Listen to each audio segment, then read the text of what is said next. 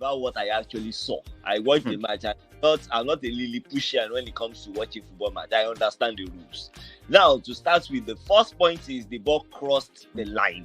The ball went out of play totally. It would have been a goal kick. Now they missed that. Then there was a cross. Now for that cross, there was an obvious push by Joelinton on Gabriel. Two-handed push. Now, if you look at the push, you have your two hands in an unnatural position. I would understand if both of them competed aerially and, Joelinton's hand was raised up. I would understand that, okay, you can jump with your hands by your side, right?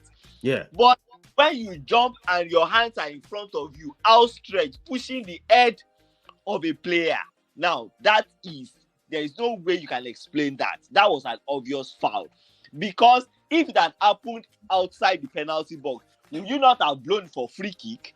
Now, when we see players trying to compete aerially and one of them dodges and the other person jumps up and falls down, is that not the free kick?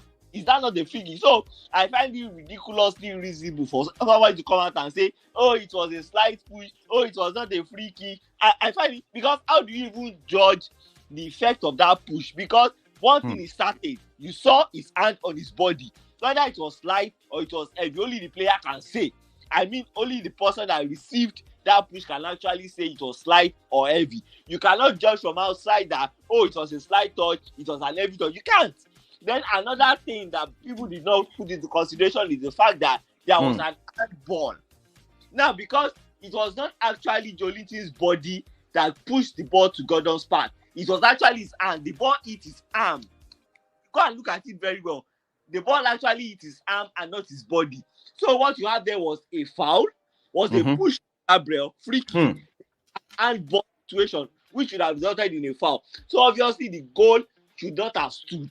There were now the issue of offside, but I had the conversation with Sheyi and she has explained that, okay, based on that, I'm not even talking about the offside, but the ball going out of touch, first, if they argue that, oh, they didn't see very well, camera angle, blah, blah, blah, blah, would VAR also say that camera angle prevented them from seeing two outstretched arms on the back of a player? Would they also say camera angle stop them from seeing the handball? So all right, Nubia Prince, I want to ask you a question, quick one. If you want to look at the game played, so I mean for that game by Arsenal, do they really impress? I want to actually, because I want to display something right now. If you look the honest truth is, the game was a game of, very half and very few chances. Yes, I mean, both teams did not create any, significant chances. I could remember that the clearest chance Arsenal had was from Gabriel, who shot directly at the goalkeeper. Even though, they also had a decent chance that he nodded wide. But again, let me bring this to play. When Arsenal played Manchester City earlier on this season, how many shots on target was in that game? And these are two offensive-minded